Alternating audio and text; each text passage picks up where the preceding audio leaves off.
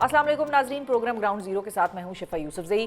खेल के मैदान के अंदर और बाहर तो भारत मुसलसल फाउल प्ले पर तुला हुआ है, जबकि सिफारती मैदान में अमेरिका के साथ पाकिस्तान के ताल्लुकात में मुसलसल गर्मजोशी दिखाई दे रही है, जिसकी एक वाज़ेह झलक गुज़िश्ता हफ्ते डोनाल्ड ट्रंप से व्हाइट हाउस में मुलाकात करने वाले वज़ीर आज़म शहबाज शरीफ की आज के ट्वीट में नजर आई है, जिसमें उन्होंने ट्रंप के गजा में अमन के लिए पेश किए गए 20 नुकाती एजेंडे की हिमायत कर दी है। दूसरी जानिब अक़वाम मुत्तहिदा जनरल असम्बली इजलास में पाकिस्तानी वफ़द का हिस्सा होने और वज़ीर आज़म की तकरीर खुद लिखने का दावा करने वाली शमा जुनेजो की वहाँ मौजूदगी मुसलसल एक मिस्ट्री बनी हुई है, मुअम्मा बनी हुई है, जिनकी इस इजलास के दौरान इसराइली सफारतकार के साथ मुलाकात और इस पर मबनी ट्वीट एक नए तनाज़े को जन्म दे दिया है। दफ्तर खारजा का दावा है कि शमा जुनेजो पाकिस्तानी वफ़द का हिस्सा नहीं थी और ना ही उनका जिक्र अक़वाम मुत्तहिदा जाने वाले पाकिस्तानी वफ़द को जारी किए गए लेटर ऑफ क्रेडेंस में मौजूद था, जबकि UNGA हुकाम का इसरार है कि शमा जुनेजो को बाकायदा इस हवाले से क्लियरेंस दी गई थी और फॉरेन ऑफिस के कहने पर दी गई, जबकि न्यूयॉर्क से इस मामले पर वज़ीर दिफा ख्वाजा आसिफ और वज़ीर खारजा इसहाक डार के दरमियान तनाज़े की खबरें भी सामने आ रही हैं। दूसरी जानिब आज कौमी असम्बली के शुरू होने वाले इजलास में PTI की जानिब से एक बार फिर भरपूर एहतजाज किया गया, जिसके दौरान एक मौके पर तो स्पीकर अयाज सादिक कौमी असम्बली अमले को असम्बली कैमरों के जरिए एहतजाज की कवरेज से रोकने की हिदायत भी जारी करते सुनाई दिए, जबकि वजीर कानून सेनेटर आजम नज़ीर तारड़ ने अपने खिताब के दौरान PTI पर यह इल्ज़ाम लगाया है कि PTI दहशतगर्दों की दोस्त है और इसको सैलाब जदगान की मदद से कोई सरोकार नहीं है। ऐवान में इस कशीदगी के माहौल में PTI के MNA इकबाल आफरीदी ने असम्बली फ्लोर पर खड़े होकर अजान भी दी। इसके साथ साथ PTI के सेक्रेटरी जनरल सलमान अकरम राजा ने यह मौक़िफ़ अपनाया कि हुकूमत के साथ मज़ाकरात बामानी होने चाहिए, जिनका कोई मकसद हो, और अगर पहले वाली गलतियों को तर्क करके आगे बढ़ना है तो फिर इस बार बात हो सकती है। ऐवान के अंदर और बाहर अब क्या माहौल है और सलमान अकरम राजा के इशारे की हुकूमत को क्या समझ आ रही है, इस हवाले से गुफ्तगू करने के लिए हमारे साथ मौजूद हैं नून लीग के कौमी असम्बली में चीफ विप और वफाकी वज़ीर बराए पार्लिमानी उमूर डॉक्टर तारिक फजल चौधरी साहब। अस्सलाम वालेकुम डॉक्टर साहब। जी वालेकुम सलाम। थैंक यू डॉक्टर साहब। सबसे पहले तो मुबारकबाद, आप लोगों को एक कामयाब दौरा वज़ीर आज़म साहब का चल रहा है यूनाइटेड नेशंस में, लेकिन ये बताइए आप शमा जुनेजो साहिबा को जानते हैं? जी, सबसे पहले तो जो आपने मुबारकबाद दी है उसका शुक्रिया, लेकिन मैं समझता हूँ कि इस मुबारकबाद की मुस्तहिक पाकिस्तान की कौम है, क्योंकि अल्लाह ताला के फ़ज़ल से इस वक्त पाकिस्तान की जो हमारी सियासी क़यादत है, जो हमारी अस्करी क़यादत है, वो शहबाज शरीफ साहब प्राइम मिनिस्टर की शक्ल में हों, वो हमारे फील्ड मार्शल सैयद आसिम मुनीर साहब की शक्ल में हों। उन्होंने न सिर्फ अभी दौरा अमेरिका के दौरान बल्कि इससे पहले भी पूरी दुनिया में आपने देखा कि सऊदीया के साथ जो हमारा दिफाई मुआहदा हुआ, दीगर ममालिक में जो अब पाकिस्तान की पज़ीराई हो रही है, ये अनप्रेसिडेंटेड है और ये बड़ी ही काबिल तारीफ़ है और इसके लिए हम अल्लाह ताला का शुक्र अदा भी करते हैं और उम्मीद करते हैं कि ये सारी जो रिफ़तें और सारी ये जो कामयाबियाँ तमाम बैनुल-अक़वामी हॉरिज़न के ऊपर पाकिस्तान को हो रही हैं, इसका जो नेट रिज़ल्ट है वो पाकिस्तान की तरक्की में, पाकिस्तान के मसाइल हल करने के हवाले से, पाकिस्तान के जो इशूज़ हैं इन्हें रिज़ॉल्व करने के हवाले से कोई नतीजा खेज साबित हो। ये हमारी दुआ भी है और ये हमारी कोशिश भी है, ये हमारा रिज़ॉल्व भी है और उसी जानिब हमें बढ़ना है। और हम दीगर भी हमारी जो सियासी जमातें हैं, हम उन्हें भी ये कहते हैं कि पाकिस्तान के मसाइल हल करने के लिए हम अपने जो ज़ाती सियासी इख्तलाफात हैं उन्हें पसे पुश डाल के कम अज़ कम मुल्क को एक ट्रैक पर डालने के लिए हम किसी एक एजेंडे पे आएँ और हम आगे बढ़ें। तो ये तो है बुनियादी बात। दूसरी बात यह है जी कि शमा साहिबा, मैं अगर आपको पूरी ईमानदारी से बताऊं कि मैं शमा साहिबा का जिक्र मैंने पहली दफ़ा सुना है, वो कैसे गई, ये वो सारे नहीं तनाज़े हुई। में सारे तनाज़े से पहले मैं उन्हें नहीं जानता था और उसके बाद एक्ट्रेस भी थी, ड्रामों में भी आती थी, असली ड्रामे, सियासी ड्रामे नहीं। नहीं, मैं अर्ज़ कर रहा हूँ कि मैं बिल्कुल आपको सही बता रहा हूँ। अच्छा, आपको वो वाला उनका तारुफ नहीं पता था? मेरा उनसे तारुफ नहीं पता था और अभी जिस तनाजुर में अभी उनका नाम लिया गया है और जो तनाज़ा अभी छिड़ा है उसमें कैसे वो गई हैं, वो डेलीगेशन का हिस्सा थी या नहीं थी, हमारा फॉरेन ऑफिस तो उसको डिनाई कर चुका है। तो मेरा ख्याल है I will go with the official statement and announcement of the foreign office कि we don't own her presence there. Foreign office ने कहा है कि ना वो हमारे डेलीगेशन का हिस्सा है, ठीक है, और ना हम उन्हें ओन करते हैं। क्योंकि एक तरफ तो अगर हम ये देखें ना कि Shama Junejo versus foreign office of Pakistan, तो उसमें तो आप सिलेक्ट कर सकते हैं कि फॉरेन ऑफिस की बात से आप जाएंगे, इत्तेफाक करेंगे, लेकिन अगर foreign office versus United Nations का हुकाम होंगे तो फिर उन दोनों में से आप किसकी बात सुनेंगे? क्योंकि वो UNGA वाले जो हैं वो ये कह रहे हैं कि हमने किसी को भी एक्सेस जो देना होता है। UNGA वालों ने क्या कहा मुझे उसकी क्लैरिटी तो नहीं है, अपने फॉरेन ऑफिस की तो मुझे बिल्कुल क्लैरिटी है। दूसरी बात यह है कि देखें ये UNGA वालों से अथर काज़मी साहब ने एक सवाल पूछा था उनके एक स्पोक्स पर्सन की तरफ से और उनकी बातचीत हुई और उसके जवाब में कि भाई शम्मा जुनेजो को आप जानते हैं किस तरह से आए, इनको एक्सेस किस तरह से मिला बेसिकली यूनाइटेड नेशंस में, क्योंकि सिक्योरिटी के ऊपर क्वेश्चन मार्क आ गया उनके, तो उन्होंने कहा कि हमने फॉरेन ऑफिस की रिक्वेस्ट के ऊपर उनको दिया है कोई एक्सेस या कार्ड वगैरह जो भी दिया है, हमारा अपना किसी के साथ क्या काम, कौन किस डेलीगेशन में आता है और किसके साथ आता है। इस तरह की कोई कंट्रोवर्शियल बात अगर सामने आती है और उसके बाद अनफॉर्चुनेटली पीटीआई का जो सोशल मीडिया है जिस तरह वो उसको उठा के प्रेजेंट करने की कोशिश करता है, ये सिर्फ इस वाक़े में नहीं, इससे पहले भी हमने देखा है कि ऐसा हक़ाइक़ और वाक़यात को तोड़ मरोड़ के इस हद तक जो है उसे डिस्टॉर्ट किया जाता है कि उसमें हकीकत का आंसर तलाश करना ये बड़ा मुश्किल होता है। तो इसमें मेरा ख्याल है अगले 1-2 दिनों में मज़ीद क्लैरिटी आ जाएगी, पता चल जाएगा कि वो कैसे वहाँ पे पहुँची। और देखें ना वहाँ पे यानी कि वो बहुत हाई प्रोफाइल जगह है और उसके ऊपर उनकी प्रेजेंस और जहाँ वो बैठी हैं, अब ये असल तस्वीर है कि नहीं है, डिफेंस मिनिस्टर के पीछे बैठी हैं, इसके ऊपर क्लैरिटी मेरा ख्याल आ जाएगी, कोई ऐसी बात नहीं है। हमारा वो जो वहाँ पे जाना था और वहाँ पे जो प्राइम मिनिस्टर की तकरीर थी, वहाँ पे जो प्राइम मिनिस्टर की जो पजीराई है, जो पाकिस्तान को वहाँ पे इंपॉर्टेंस मिल रही है और मिली है और पूरी आलमी दुनिया ने उसे देखा है, मेरा ख्याल है वो ज़्यादा इंपॉर्टेंट है कि बजाय इसके कि हम शम्मा जुनेजो को डिस्कस करें।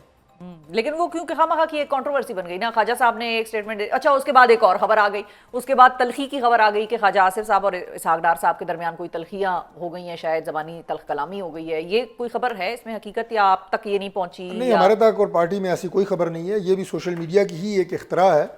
और ऐसी जो खबरें हैं मैंने आपको बताया है कि देखें इस वक्त अनफॉर्चुनेटली जन असम्बली के जो मनाजिर आप दिखा रही थी, मैं आज उस वक्त अवान में मौजूद था, अगर आप ज़रा उनको ना आप इससे लिंक करें, पाकिस्तान तहरीक इंसाफ इस वक्त जो एहतजाज करती नज़र आ रही है आपको पार्लियामेंट के अंदर, वो बुनियादी तौर पे जो दहशत गर्दी है KP में, उस वक्त जो उन दहशत गर्दों का सर कुचलने के लिए हमारी मुसल्लह अफवाज और इंटेलिजेंस के इदारे जो ऑपरेशन कर रहे हैं वो उनके ख़िलाफ़ मुजाहरा कर रहे हैं। ठीक है, यानी वो उन दहशत गर्दों के हक़ में मुजाहरा कर रहे हैं कि जो इस वक्त हमारी वहाँ पे कौम, हमारे पाकिस्तानी शहरी, हमारे ख़वातीन, बच्चे, हमारे मुसल्लह अफवाज के अफसरान, जवान उन्हें शहीद कर रहे हैं, लोग उस वजह से डिस्प्लेस हो रहे हैं, वहाँ पे बदअमनी फैल रही है, वो वहाँ पे लूट मार कर रहे हैं, उनके महफूज ठिकाने जो हैं दहशत गर्दों के अफ़गानिस्तान के अंदर हैं। हम एंगेज कर रहे हैं अफ़गानिस्तान को कि आप यहाँ पे जो महफूज ठिकाने हैं आपके मुल्क के अंदर दहशत गर्दों के, उन्हें ख़त्म करें, इनकी सहूलतकारी ख़त्म करें। और यहाँ पे हम एक कंसेंसस पैदा कर रहे हैं कि इन टेररिस्ट के ख़िलाफ़ जो खवारिज हैं इनके ख़िलाफ़ हमने एक मुश्तरका और एक कंसिडर्ड कार्रवाई करनी है और इनका ख़त्मा करना है। अब तहरीक इंसाफ बिल्कुल उसके उल्ट चल रही है। वो क्या कह रही है जी, इनसे बातचीत करें। भाई जिसने बंदूक उठाई हुई है, जो गोलियां मार रहा है हमारे इदारों के ख़िलाफ़ और हमारे बच्चों के ख़िलाफ़, उनसे तो आप करें बात, उनसे क्या बात हो सकती है? वो लोग वो हैं जो अमन के दुश्मन हैं। इधर एक और आर्ग्यूमेंट आता है ना, वो ये भी कहते हैं, सिर्फ तहरीक इंसाफ वाले नहीं बल्कि और भी बहुत सारे लोग, उनका ये मानना है कि कोलैटरल डैमेज ना हो किसी कार्रवाई से।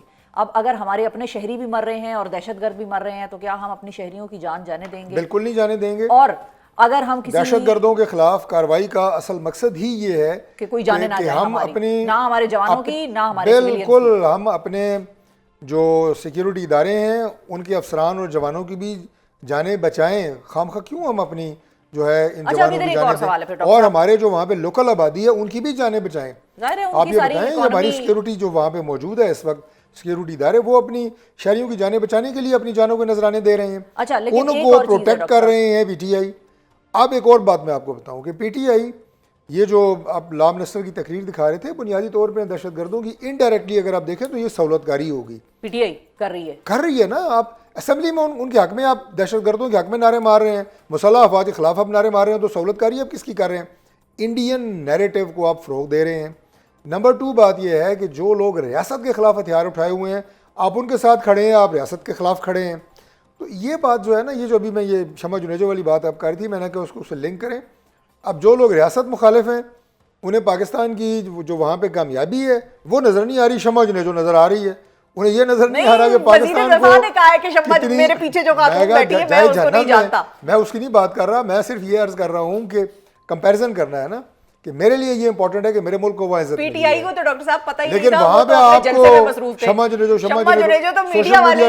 फलानी, वो भाई शम्मा जुनेजो जो भी है, तुसी भी तो कह रहे हो मैं हम नहीं जानते, तो अब शम्मा जुनेजो भी मजबूर हो गई बेचारी मासूम हमारी खातून के वो कह रहा हूँ कागज दिखा रही हैं और वो मेरे लिए इस पूरे इवेंट में important is my country and the respect ठीक गिवन है। To my country. अच्छा, अब कमिंग मेरे लिए बैक, वो टॉपिक ज़्यादा इंपॉर्टेंट ठीक है, हम बात नहीं करते, वो शमाब इशू के ज़्यादा हवाले से जो इंपॉर्टेंट बात है। थी वो हो गई। अब जो दहशतगर्दी के हवाले से हम बात कर रहे हैं, मेरा एक मौक़िफ़ है, उससे आप डिसएग्री भी कर सकते हैं, बाकी भी लोग डिसएग्री कर सकते हैं। कहने को बहुत सारे लोग ये सवाल करते हैं कि 22 तकरीबन या 21 ऑपरेशंस हमारे उन इलाकों में हुए हैं, फुल ब्लोन मिलिट्री ऑपरेशंस हुए हैं, और क्या इस मरतबा जो भी ऑपरेशन हो रहा है, चले टारगेटेड कहते हैं, हम मान लेते हैं टारगेटेड हो रहे हैं, टारगेटेड इस मरतबा के ऑपरेशन के बाद अमन व अमान की गारंटी है? वो कौन दे रहा है गारंटी?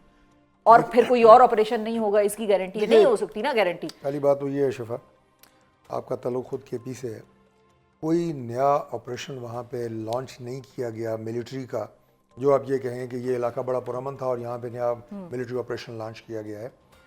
जिस इलाके में दहशतगर्द पनाह लेंगे या वहाँ उनकी मौजूदगी हमारे इंटेलिजेंस के इदारे कंफर्म करेंगे, वहीं उनके खिलाफ कार्रवाई होगी। हाँ, ये बात आपने पहले भी की थी। हम उसे एक अपने सिक्योरिटी इदारों की कार्रवाई कहते हैं। ऑपरेशन ये पीटीआई जो है नाम लेती है, जो ऑपरेशन हो रहा है वो भाई जहाँ पे वो दहशतगर्द होंगे उनके खिलाफ कार्रवाई वहीं होगी। उसमें हमारे जवानों की, हमारे अफसरों की कीमती जानों का नुकसान नहीं हो रहा, वो शहीद नहीं हो रहे। अभी मेजर अदनान शहीद देखें, तो ऑल द मोर शेर जैसा एक बेटा, और उनकी आप भी गई होंगी, मैं गया हूँ। एक बात मैं मुकम्मल कर रहा हूँ, भी जानते हैं कि जाहिर है जो अपने बच्चे, मैं कहता हूँ कि उस फैमिली के हौसले को मैं सलाम पेश करता हूँ। नहीं, उनके वालिद साहब की उसका वालिद वहाँ पे ये बात सुनने के लिए, मुझे खुद उन्होंने कहा कि मैं यहाँ अफसोस लेने के लिए नहीं बैठा, मुबारकबाद लेने के लिए बैठा हूँ अपने बेटे की शहादत की। 31 साल बेटा, आप देखें ज़रा नहीं बिल्कुल, उसकी अपनी बहादुरी देखें, उसकी फैमिली की बहादुरी देखें, और अल्लाह ने उन्हें हिम्मत दी है।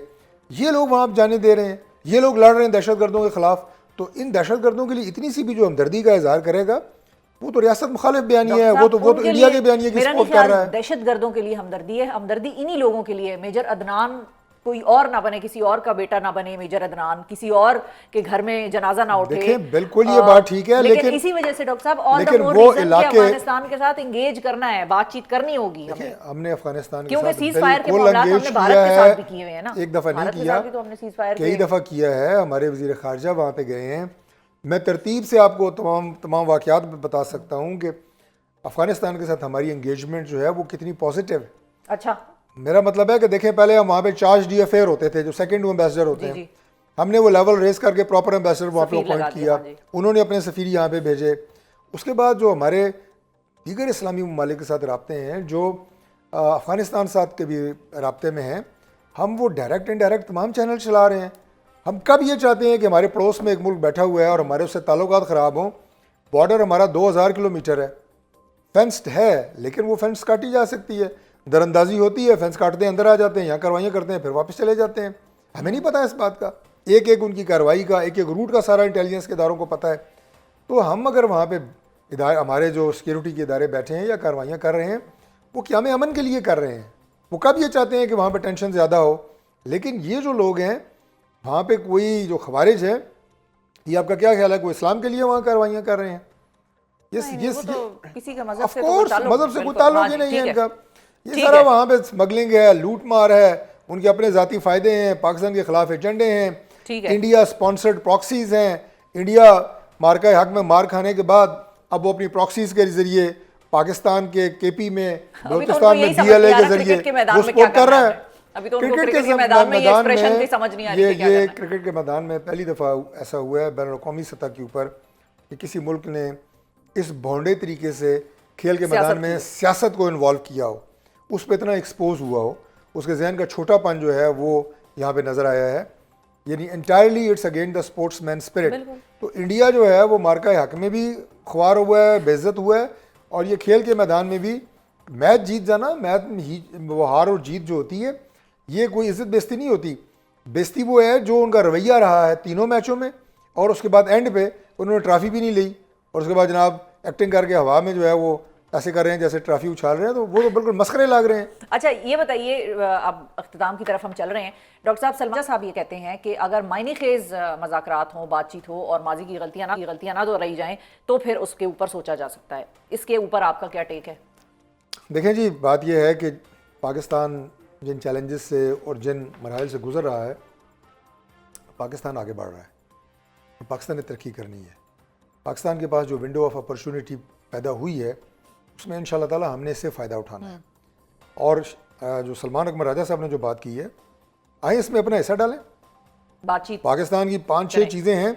सबसे पहले बात करें जी कि पाकिस्तान के दिफा के लिए हम इकट्ठे हैं, मैशत की तरक्की के लिए इकट्ठे हैं, इंटरनल एक्सटर्नल सिक्योरिटी के लिए हम इकट्ठे हैं, क्लाइमेट के लिए हम इकट्ठे हैं, पाकिस्तान की फॉरेन पॉलिसी के लिए हम इकट्ठे हैं। आए ये 4-5 चीज़ों तो ऐसी है ना जिनके ऊपर तो मैं कहता हूँ कि अगर आप ये कहते हैं कि हम पाकिस्तानी हैं या हम मुहब्बे वतन हैं, मैं नहीं कहता आप नहीं हैं, अगर आप ये दावा रखते हैं, इसके ऊपर तो कोई आपस में वो नहीं है। आपके दोस्त कहते हैं ना, आपके मतलब साथी कहते हैं ये दोस्त हैं, दहशतगर्दों के नहीं, दोस्त हैं। दहशतगर्द जो आज उन्होंने असेंबली में किया, मैंने भी आपको ये कहा अच्छा, ठीक कि है। ये आप जाने अनजाने में दहशतगर्दों की सहूलतकारी कर रहे हैं, आपका ये अमल उनको फ़ायदा दे रहा है।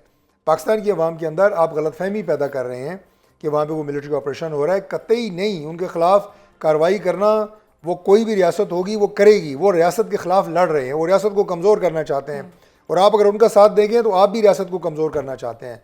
लेकिन इनके जो सोशल मीडिया हैंडलर्स हैं, लेट मी से दैट, वो रियासत के खिलाफ दहशतगर्द बंदूक उठाएं, वो उनके साथ हैं। इंडिया रियासत के खिलाफ लड़े, वो उनके साथ हैं। इमरान खान ट्वीटें करे रियासत के खिलाफ, वो उनके साथ हैं। इंडिया के मामले पे तो उन्होंने आप लोगों को सपोर्ट किया है डॉक्टर साहब, नहीं किया है, पाकिस्तान को support किया है। लेकिन मैं अब कहना मतलब नहीं उसकी तो चाहता, तारीफ मैं की है आप कहना लोगों नहीं के लोगों ने चाहता। फ्लोर ऑफ द हाउस नहीं, पे कि इन्होंने बड़ा अच्छा जो किरदार अदा किया। इंडिया और के सारा। मामले में पूरी कौम मुत्तहिद हुई है, उसमें वो लोग भी हैं, मैं उसे अप्रिशिएट करता हूँ, मैं वो नहीं कह रहा। लेकिन मैं ये कह रहा हूँ ठीक कि है, यानी आप कि आप- अपने छोटे मकासद के लिए रियासत को अगर आप चाहते हैं कि ये कमज़ोर हो और आपका उसमें से कोई फ़ायदा निकले, ऐसा नहीं होगा। इंशाल्लाह रियासत मजबूत है, मजबूत रहेगी, और पाकिस्तान आगे बढ़ रहा है और बढ़ेगा इंशाल्लाह। बहुत शुक्रिया अदा करेंगे। डॉक्टर तारिक फजल चौधरी साहब नाजरीन हमारे साथ मौजूद थे। आपने डॉक्टर साहब का मौक़िफ़ सुना और मुख्तलिफ कंट्रोवर्सीज जो इस वक्त पाकिस्तान है, चाहे वो ऐवान के अंदर की हों, ऐवान के बाहर की हों, क्रिकेट की हों, सब पर डॉक्टर साहब का आपने एक भरपूर मौक़िफ़ सुना। और प्रोग्राम के इस हिस्से में हम अक़वाम मुत्तहिदा जनरल असम्बली इजलास के दौरान सामने आने वाले तनाज़े पर ज़रा बात करेंगे, जो डॉक्टर शम्मा जुनेजो की वहाँ मौजूदगी और उनकी इसराइली सफारतकार से मुलाकात की तस्वीर से मुतल्लिक है। जबकि दफ्तर ख़ारजा उनके इस दावे की तरदीद कर रहा है कि वो पाकिस्तानी वफ़द का हिस्सा नहीं थी, और दूसरी जानिब UN हुकाम का दावा है कि डॉक्टर शम्मा जुनेजो को बाकायदा क्लियरेंस दी गई है। असल माजरा क्या है और इस तनाज़े ने कैसे जन्म लिया, इस हवाले से क्या अपडेट्स हैं, क्या तफसीलात हैं। हमारे साथ न्यूयॉर्क से मौजूद हैं अनस मलिक, जो कि एशिया वन न्यूज़ के ब्यूरो चीफ पाकिस्तान हैं। अस्सलाम वालेकुम अनस, बहुत शुक्रिया आपने वक्त निकाला। अनस, सबसे पहले तो ये बताएं कि ये जो डॉक्टर शम्मा जुनेजो की UNGA में पाकिस्तानी वफ़द के इनक्लोजर में मौजूदगी का तनाज़ा खड़ा हुआ है, तो इसकी बुनियाद क्या बनी है?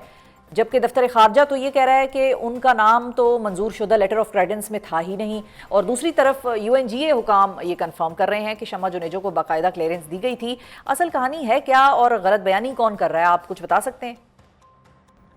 बहुत बहुत शुक्रिया शिफा for having me on the show. देखें, दोनों साइडें गलत बयानी नहीं कर रही। हाँ, Pakistani ministry of foreign affairs जब कहती है कि लेटर ऑफ क्रेडेंस उनको जारी नहीं किया गया, तो वो भी बात उनकी दुरुस्त है, और जब UN कहता है कि उनको बाकायदा क्लियरेंस दी गई, तो वो बात भी उनकी दुरुस्त है। मामला ये है कि दोनों में से कोई साइड जो है, बल्कि 3 फरीक़ों में से कोई भी साइड यहाँ पर पूरा सच नहीं बोलने को तैयार।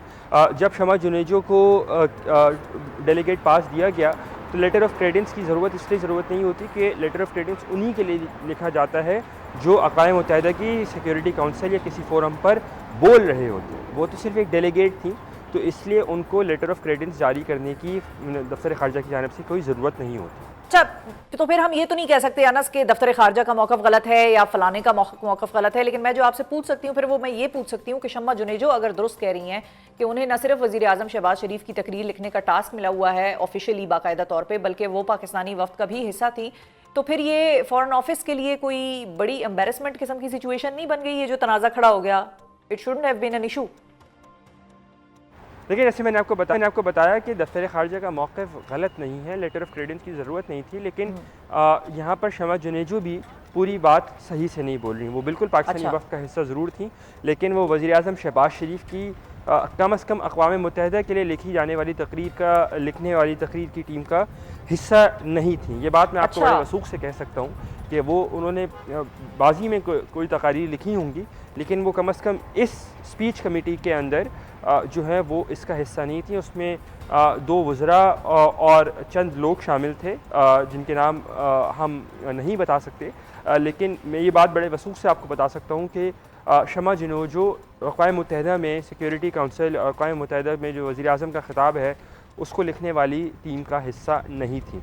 एम्बैरेसमेंट तो है, लेकिन ये जैसे मैंने आपको पहले बताया कि ये दोनों साइडों में से कोई साइड या कोई फरीक पूरा सच बोलने को तैयार नहीं है। ठीक है, इंटरेस्टिंग कि कोई दोनों साइड्स में से कोई पूरा सच नहीं कौम के सामने रख रहे। अच्छा अनस, फाइनली ये भी बताइए कि आपने पूरी UNGA कवर की है, आपने शमा जुनेजो को, वज़ीर ख़ारजा इसहाक डार और वज़ीर दिफ़ा ख्वाजा आसिफ समेत पाकिस्तानी वफ़द के दीगर अरकान के साथ न्यूयॉर्क में कितना मुतहर्रिक और इंगेज देखा है? देखें, GA की साइडलाइंस के ऊपर तो हम देखते हैं लोगों को वज़रा के साथ, वज़ीर ख़ारजा के साथ, वज़ीर आज़म के साथ, और ख़ास तौर पे जो लोग वज़ीर आज़म के साथ ट्रैवल करते हैं तो उनका एक प्रिविलेज एक्सेस होता है। लेकिन ओवरऑल जो जैसे अगर हम UNGA की बात करें, जो वज़ीर आज़म का विज़िट है 5 दिन का, उसमें मैंने उनको ज़्यादा मुतहर्रिक नहीं देखा।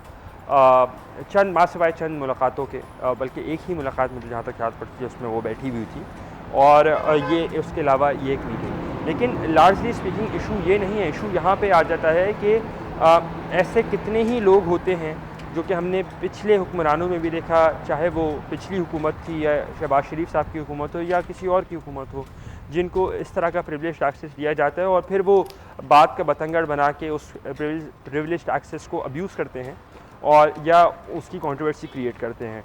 तो यहाँ पर जो बड़ा इशू है वो वेटिंग और स्क्रूटनी का है, और मेरे ख्याल से इस पूरी सागा के बाद वो वेटिंग और स्क्रूटनी का अमल मज़ीद सख्त हो जाना चाहिए। बहुत शुक्रिया अदा करेंगे मलिक। नाजरीन, न्यूयॉर्क से हमें बड़ा कॉशियसली बता रहे थे कि दोनों फरीकैन में से कोई भी मुकम्मल सच नहीं शेयर कर रहा है और कोई भी मुकम्मल तौर पर गलत बयानी भी नहीं कर रहा है। अब आने वाले वक्तों में देखते हैं कि किस तरीके से इस किस्म की जो एम्बैरेसमेंट सिचुएशंस क्रिएट हो जाती हैं, जो कि बेसिकली एक नॉन इशू है, पूरे मीडिया को भी उसकी तरफ लगा दिया जाता है, फोकस हमारा भी डाइवर्ट हो जाता है। इन चीज़ों को किस तरह से अवॉइड किया जा सकता है, और तारिक फजल चौधरी साहब ने भी, आपने सुना कि उन्होंने भी ये कहा कि इस इशू को मजीद अप्रूव करेंगे हम कि ये क्या मामला हुआ, क्या माजरा हुआ। प्रोग्राम में जिक्र होगा पाकिस्तान क्रिकेट की दुखती रग का और भारत की सीनाजोरी का, जो अब हैंडशेक तनाज़े से बहुत आगे जाती दिखाई दे रही है। गुज़िश्ता शब एशिया कप में पाकिस्तान को शिकस्त देने के बाद भारतीय टीम ने अपने बोर्ड और हुकूमत की हिदायत पर एशियन क्रिकेट काउंसिल के सदर मोहसिन नकवी से टूर्नामेंट ट्रॉफी वसूल करने से इनकार कर दिया, जिसकी वजह से पोस्ट मैच तकरीब कमोबेश 1 घंटा ताखीर का शिकार रही। और इसके रद्द-ए-अमल में मोहसिन नकवी ने भारतीय टीम को ट्रॉफी हैंड ओवर ही नहीं की और भारतीय टीम को टूर्नामेंट ट्रॉफी के बगैर ही अपना फोटो सेशन करवाना पड़ा। ऑन द फील्ड परफॉर्मेंस की अगर बात की जाए तो टूर्नामेंट में पहली बार भारतीय टीम को न सिर्फ पाकिस्तानी टीम 147 रन्स का छोटा सा टारगेट देने के बावजूद दबाव में लाने में कामयाब रही, बल्कि मैच में अपनी गिरफ्त मजबूत करने के 2 से 3 मौके भी पाकिस्तान ने ज़ाया कर दिए। महज 33 रन्स के अंदर पाकिस्तान के 9 खिलाड़ी कैसे आउट हुए, बॉलिंग में कहां कहां गलत तब्दीलियां हुई और सलमान अली आगा की पहेली कैसे सॉल्व होगी, इसी हवाले से बात करने के लिए हमारे साथ मौजूद हैं सीनियर क्रिकेट एनालिस्ट और क्रिकेट इंसाइक्लोपीडिया के नाम से जाने जाते हैं मिर्जा इकबाल बेग साहब। अस्सलाम वालेकुम मिर्जा साहब। वालेकुम अस्सलाम शिफा, बहुत बहुत शुक्रिया। बहुत शुक्रिया मिर्जा साहब, आपने वक्त निकाला। सबसे पहले तो ज़रा ऑफ द फील्ड तनाज़े की बात करते हैं कि मोहसिन नकवी साहब से ट्रॉफी वसूल नहीं की भारतीय जो टीम है उन्होंने, हालांकि वो जीत गए भाई, लेकिन उसके बावजूद उन्होंने वो ट्रॉफी वसूल नहीं की। उनके इस एक्शन से जो क्रिकेट है वो कितनी स्कैंडलाइज हुई है, कितनी कंट्रोवर्शियल हो गई है, कितनी पॉलिटिसाइज हो गई है। और इसी मामले में अगर हम हारिस रऊफ ने जो इशारे किए थे उसको भी शामिल कर ले, तो क्या उन्होंने इंडियंस ने टिट फॉर टैट किया या उनका मूड ऐसा ही था, चाहे हारिस रऊफ वो 6-1 का 6-0 का इशारा करते या ना करते? देखिए शिफा, जिस तरीके से भारत को शिकस्त हुई, जो जंग हुई मई के दूसरे हफ्ते में, उसके बाद से उसके असर, उसका जख्म अब तक मुंदमिल नहीं हो पाया है। वो परेशान है और उन्होंने क्रिकेट के मैदान में इस मामले को उठाने का फैसला किया। जैसे सूर्या कुमार यादव ने, शिफा आपको याद होगा, प्रेस कॉन्फ्रेंस की और उन्होंने कह दिया कि ये उन शहीदों के नाम है और फलाना ढिमाका। उन्होंने पहले मैच से ही, जो 14 सितंबर को हुआ, उन्होंने पहले मैच से ही ये शुरू किया कि हाथ नहीं मिलाएंगे। कंट्रोवर्सी तो थी और कल वो अपने इंतहा को पहुंच गई, क्योंकि जो जराए सब बता रहे हैं, जो रिपोर्टिंग हो रही है कि भारतीय क्रिकेट टीम मुंबई से BCCI के ऑफिस से राब्ते में थी और उसके अलावा भारतीय हुकूमत भी जो है उसकी पुष्टपनाही उन्हें हासिल थी कि आपने ट्रॉफी मोहसिन नकवी साहब से नहीं लेनी। और यही हुआ। आप देखें, नरेंद्र मोदी ने जो ट्वीट कर दिया कल, कहा भारतीय वजीर आजम ट्वीट कर रहे हैं कि भाई भारतीय टीम, इसका मतलब है वो सियासत को इन्वॉल्व कर रहे हैं क्रिकेट में, और मोहसिन नकवी साहब ने भी उसका सही दिया, लेकिन अब क्रिकेट में इतनी ज्यादा भारत सियासत को लेकर आ गया है, जहर आलूद हो चुकी है सियासत की वजह से। वो खेल जो जो जेंटलमैन गेम कहलाता है, जो 1877 से खेला जा रहा है, व्हाइट कपड़े पहनते थे, फिर चले रंग बिरंगे पैरहन आ गए, लेकिन उस खेल को भारत ने अपनी मोनोपोली की वजह से एक ऐसी दीवार से लगा दिया है जहां से बड़े मुश्किल होगा वापसी। और पूरी दुनिया को देखना चाहिए, उसने पूरी दुनिया को अपने साथ मिलाया हुआ है। जो बड़े बड़े क्रिकेट बोर्ड्स हैं, चाहे ऑस्ट्रेलियन बोर्ड हो, चाहे वो England and Wales cricket board हो, अफगानिस्तान का बोर्ड हो, श्रीलंका का बोर्ड हो, तो वो अपनी हठधर्मी और अजारादारी की वजह से इस तरह की चीजें कर रहे हैं। मैंने अपने करियर में कभी आज तक नहीं देखा कि कोई टीम ट्रॉफी जीती हो और लेने से इनकार करे। उनके खिलाड़ी इत्मीनान से घास पर बैठे हुए सेल्फी बना रहे थे, वीडियो बना रहे थे, और पोडियम पर जो डिग्नेटरीज थी वो उनका इंतजार कर रही थी। ये कौन सा क्रिकेट जेंटलमैन्स गेम है? मेरे ख्याल में इस हवाले से पाकिस्तान को आईसीसी में अच्छा मिर्जा साहब, ना सिर्फ वो चाहिए। ट्रॉफी लेने से इनकार करें बल्कि वो इस बात का इसरार भी करें कि हमें ट्रॉफी फिर भी दी जाए। हाँ, वो ये ना कि मतलब पट भी वो कहते हैं ना कि चिट भी मेरी पट भी मेरी, वो हर तरह से वो हर चाह रहे कि उन्हीं की अजारादारी रहे। अच्छा, तो अब मिर्जा साहब ये जो एक बात हम सुन रहे हैं कि बीसीसीआई जो है बाकायदा अब इस बात की शिकायत लेकर आईसीसी के पास जा रही है। ये जो मामला है शिकायत, और वो होते हैं ना हमारे स्कूलों में हुआ करते थे शिकायती टट्टू किस्म के लोग, वो हर चीज के ऊपर हम बात कर रहे हैं तो भाई वो क्लास के टीचर को शिकायत लगाएंगे, लेकिन खुद वो क्लास में बातें गपशप लगा रहे हो तो उसकी उनको माफी है। तो अब ये जो शिकायतनामा होगा, इसको आप किस तरफ जाते देख रहे हैं?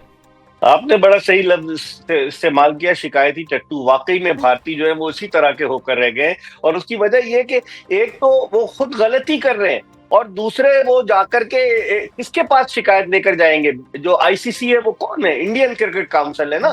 भारत का जो जय शाह है वो आईसीसी के चेयरमैन, भारती संजोग गुप्ता वो आईसीसी के चीफ एग्जीक्यूटिव, और फाइनेंस डायरेक्टर आईसीसी के डायरेक्टर, मीडिया सीईओ, मतलब सारे लोग तो भारतीय हैं। तो फिर किसके पास शिकायत लेकर जा रहे हैं? अपने ही लोगों के। मेरे ख्याल में भारत ने इसको जहर आलूद कर दिया क्रिकेट को। अब मोनोपोली अपनी ले आया है, अपनी सियासत ले आया है, जिससे अब दीगर ममालिक को खड़े होना चाहिए। मेरे ख्याल में नवंबर में इजलास होगा आईसीसी का, और पाकिस्तान क्रिकेट बोर्ड को भरपूर अंदाज से।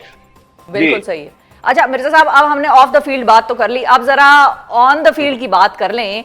मैच जो पाक भारत था उसकी शुरुआत तो बड़ी ही अच्छी हुई मैं कहूंगी, और ऐसा लगा कि आज पाकिस्तान जो है वो कुछ धोखा सा दे देगा। अदरवाइज तो हम अनप्रिडिक्टेबल है ना हमें, लेकिन कुछ अरसे से हम इतना प्रिडिक्टेबल हैं कि हमें समझ में आ जाता है कि भाई पाकिस्तान ने फला मैच जो है नहीं जीतना या बड़ा मुश्किल होगा। तो पाकिस्तान ने स्टार्ट में इतनी अच्छी कारकर्दगी दिखाई कि हमें लगा कि शायद आज तो पाकिस्तान धोखा ही दे जाएगा और हमें बाकायदा सेलिब्रेटरी मोड में दाखिल कर लेगा।